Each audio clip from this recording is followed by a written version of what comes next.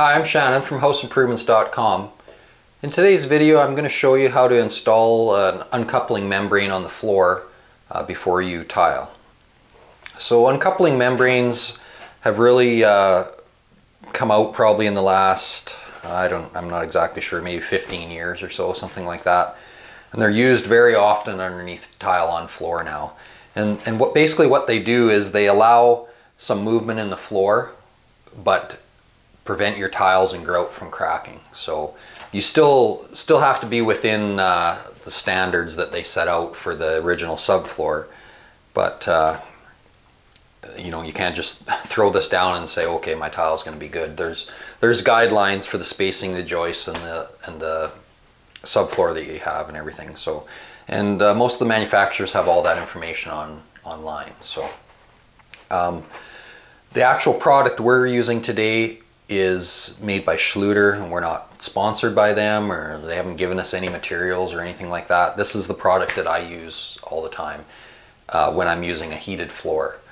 So there'll be a heat cable eventually put on top of this, and then the tile on top of that. And what's unique about this product, when you purchase it with their heating cable as well, is the heating cable actually snaps in to these lugs, so you don't have to put anything else on the floor. You don't have to use self-leveler, any of that kind of stuff. You actually clip the cable all into this mat and then tile right over top of it. So, and I've been using this for, well, ever since it came out. So it's really good product. It's probably been out for about 8 years or so, this actual heating product. So basically all it is plastic over top, kind of a, I don't know what that is, kind of a felt back. It cuts really easy. You can just simply cut it with a Olfa knife, a sharp utility knife, or scissors to fit your room. One thing when you're using this product for the heating system like I am, it's important when you're using multiple sheets, you need to measure it out and lay it out in a way that these lugs line up in rows, so that when you're doing your cable, you can just continue transition from one sheet to the other without any jogs. You know, if it's half set off like this, you're going to have jogs and stuff. So as close as you can, get it lined up from sheet to sheet. This is just a sample. I'll just show you how easy it is to cut. So your knife does have to be sharp, but so you can just simply cut it. You can cut it right across the ribs if that's how it ends up needing to be cut. You can cut it behind the ribs, you know, make a jog, whatever you got to do. Really easy. Okay, so it's very DIY friendly. This product will come in sheets or in rolls, so you just got to get the right quantity for what you're doing. Okay, so when I start out, something I should mention about the only real safety thing you need is I recommend some knee pads, because this stuff gets really hard to crawl around on with these little knobs on it. So to start out with, I like to, because we're going to use mortar to set this, to glue it to the floor, I went around and I taped off like the bathtub, the cabinet, that sort of thing, just to prevent hopefully getting any mortar on there that I have to clean off later. We're going over a plywood subfloor, or yeah, substrate. So I'm going to be using a modified thin set to do that. When you mix your thin set, putting down these products, you want it pretty loose. You want it a little waddier, or a little more runny than usual, but it still has to hold a notch. They recommend for this product a 1/4 inch by 1/4 inch trowel, notch trowel, so that's what I'm going to be using. I basically got this first sheet here kind of notched around the cabinets and cut to length, but I've got a pipe over here for the toilet that I've got to cut around. So I'm going to do that. I'm going to also mark, in fact I can do it right now. If you have a marker, when you're marking out lines and stuff on here, a marker works well, or you can use a chalk line and use hairspray over the chalk line. Otherwise the chalk disappears, but I just find a marker's nice and easy. So get your mat sitting where you want it. And when I'm using multiple pieces, I just like to get a bit of a rough guide, a bit of a line on the floor. So when I go to lay it down in my mortar, I kind of know where I am. I might be covering that up. That's why I marked up on the wall a little bit and further back underneath there. Just gives me a bit of a reference to help get lined up to where my original layout was. So we're going to lay this first piece first. just so that I can then work from here and work back towards the camera. So the camera's going to come in and you can see me cut out around this pipe that's underneath here. And then I'm going to pull the piece up and get the mortar on the floor. Okay, so like I said, we've got a 3-inch piece of ABS pipe sticking out of the floor. I don't need to be cut super tight around it, but I need to be somewhat close, so I'm just going to go ahead and get a bit of an idea where I need to start. And I'm going to trim out around it. You can always start a little smaller and make it bigger if you need to. It doesn't have to fit tight around this anyways.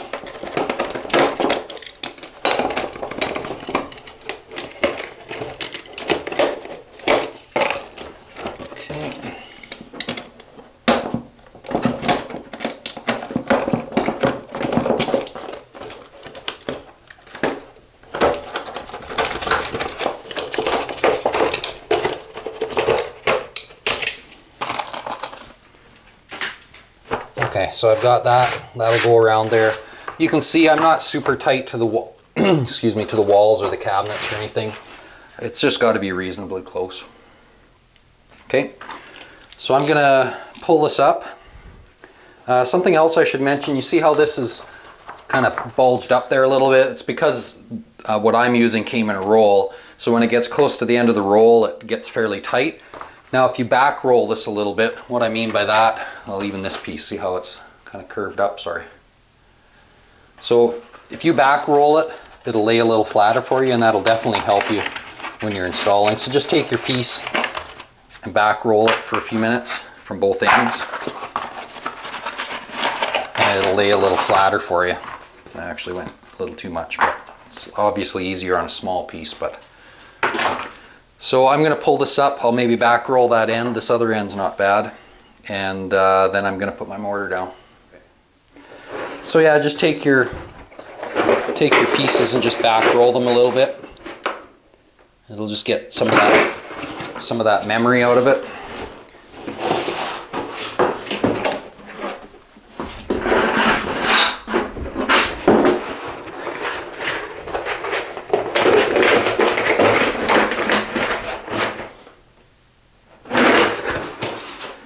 Okay, I'm just going to stick this piece right here out of the way.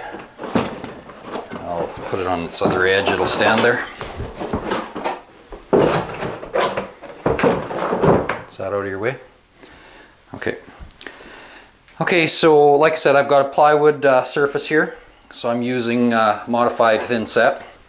And I just want to give it a quick wipe. It doesn't have to be a wet sponge, but just a quick wipe. Sorry, that's in your way. Yeah, right. Quick wipe to the area just to pick up any, you know, like dust or anything like that. Got a little bit of silicone or something here.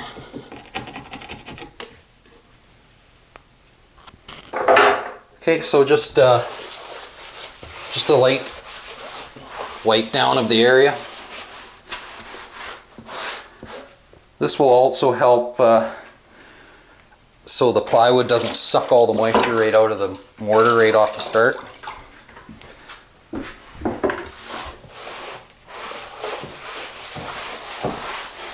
So it'll allow it to cure just a little bit slower.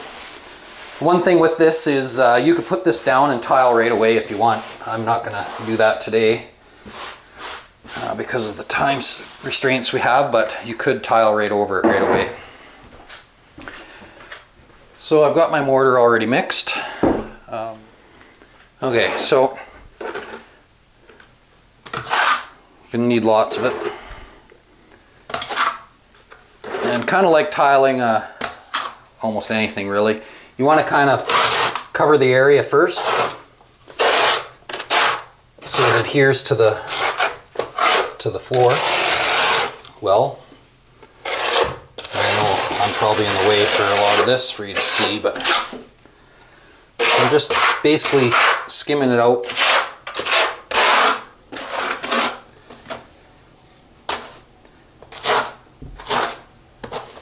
Getting a bit of a layer there, and I'm going to notch that just because it's going to be easier to do now.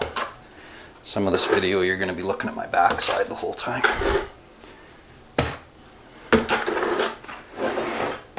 And I like to, even with tiling, I like to have my trowel marks all one way. It just helps get the air out easier. So keep your trowel on a 45 if you can. It's kind of hard here working around this toilet flange.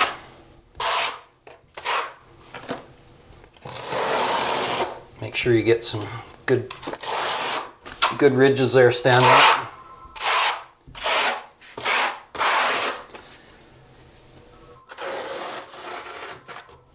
Yeah, I can't really get behind there.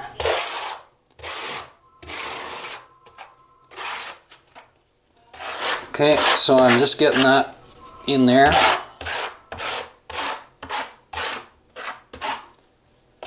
Get some of this excess out. Kind of a tough corner there. Don't get too much of this down at one time because you don't want it to skim over. If it does, you need to pull it up and basically redo it because it skimmed over. So we'll cut here and I'll get myself outside of this corner.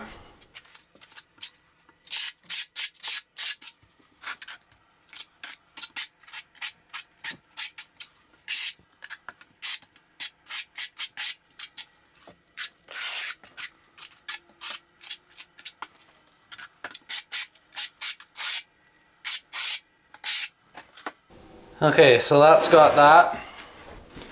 Now the tricky part is getting this laid back in there. Small room is always a little more difficult.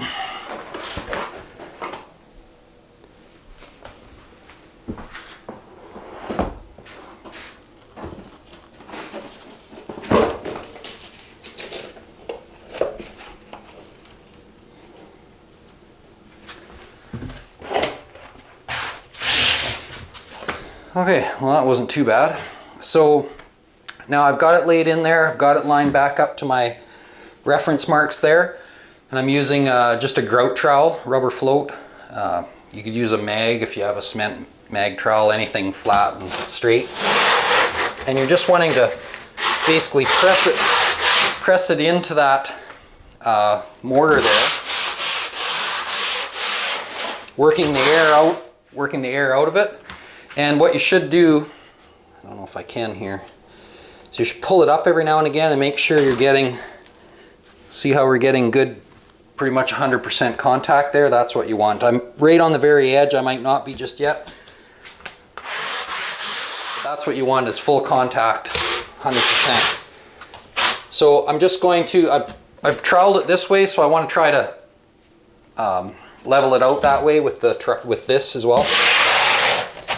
Just because the air will push out through those trowel marks.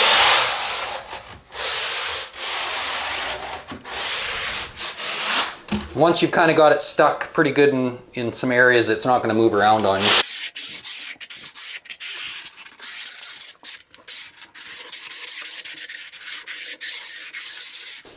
Okay, that's our first piece done.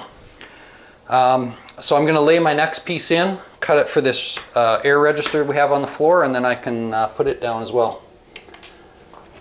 Now I can work off of this surface that we did. Okay, so I'm putting in place, I'm lining up my, I don't know, knobs or whatever you want to call these things. And then I can come over here and cut this vent. Just got to find it.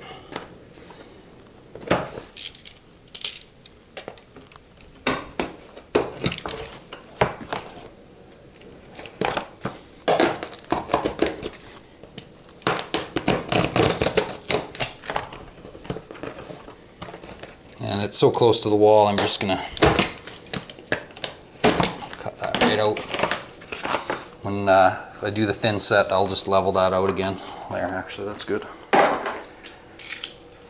Okay, I'll put a line down here so I know how far to put my mortar, so we're not stepping in it. I really don't need that because now I've got this edge over here to get lined up again, but just force of habit. Okay, I'll get this out of the way.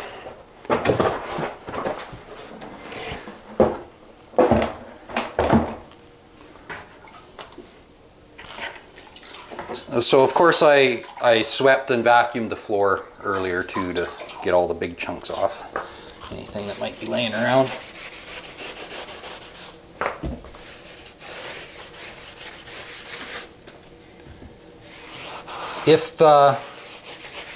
If your floor is unlevel and you need to level the floor, you want to do that before you put this down. So you'd use your self-leveler or floor leveling compound or whatever and level the floor before you put this membrane down.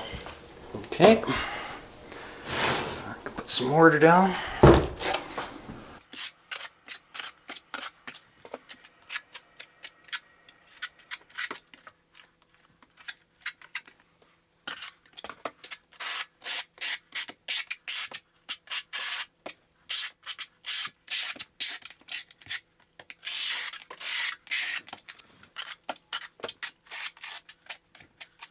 Now with this product, you could actually totally waterproof this floor if for some reason you needed to, with the use of some other membrane products that they have. So if you're interested in that or need to do that, you can check out the manufacturer's website.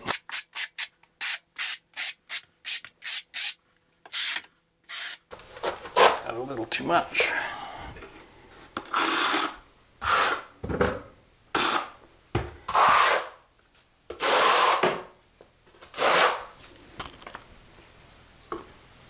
So it should be all right there.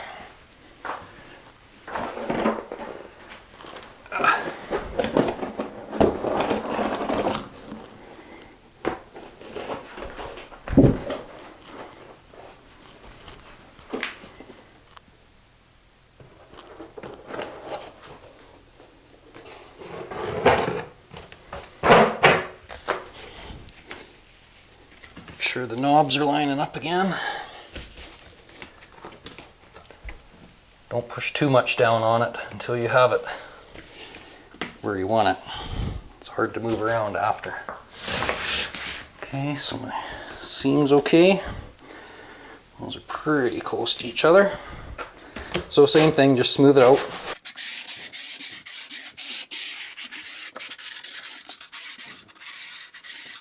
Now I could have done the whole room and then installed the cabinets on top of the flooring or whatever, but for me that just seems like a waste of flooring and products. So I always install the cabinets, and if it's a tile floor or hardwood floor, I always raise them up a little bit. Okay, I've got another piece here.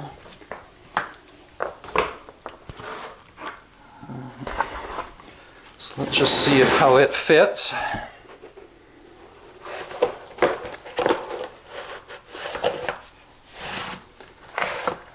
That's going to fit just fine, so I've got a bit of mortar on it, so I don't want to get that on me or on the wall or anything. Okay, so I'll do this last spot and we're going to have this room done.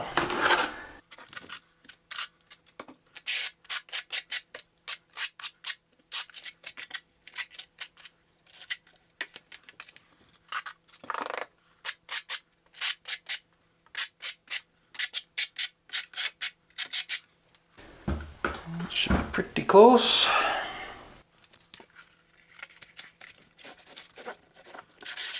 Let's see if I can pull this up just to see what the back looks like again. So you can see, I didn't press it down that much, so that might not be a good representation, but it should be a little more better coverage than that. Ouch.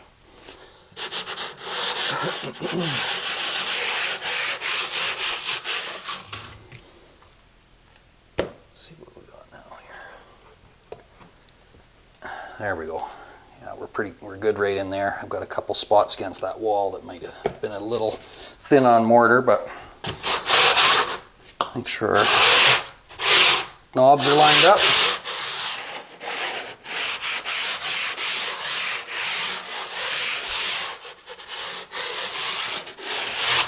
Okay, that's all you need to do. Now, you can see I've got some mortar left over, and in this case, what I was using, because I'm going over plywood, I have modified mortar there. Now, it's not recommended that you use modified mortar to install tile over top of this. You want a non-modified. So I'll be using non-modified when I do it. My point is, even though this is modified, if I wasn't putting the wire down and I was going to just walk away from this tonight and it wasn't getting wire at all, I could put this down on here and just skim it out to fill in this surface. That'd be perfectly fine because it's going to sit open to the air to dry out. So even though it's it's modified, it would dry out overnight fine enough. But it wouldn't work if I used it right away here and set tiles over it. It'd take forever to dry. So, and in my case, I don't want to fill in these knobs until I have the wire down. So, or yeah, the electric wire for the heat. So as you can see, there's really not a lot to it. It just takes a little bit of time down on your knees, and yeah, really pretty minor effort even. So, okay, so our next step will be putting the cable in and then finally tiling this floor. So hopefully you've seen everything you needed here for how to install uncoupling membrane before you tile. And I hope you liked the video, and if you did, give us a thumbs up. And other than that, if you can just leave a comment below, that'd be good. If you have a question, go to the forum. We'll leave a link in the description for the forum, and just go over there and post any questions you have. It's just easier to talk back and forth on the forum for questions. Other than that, if you haven't already seen our Facebook or Twitter, you can go check those out. And if you want to do a little extra for us to assist us in producing these videos, you can go to our Patreon page as well and look into that situation. But anyways, for now, I appreciate you watching, and we'll see you in the next video.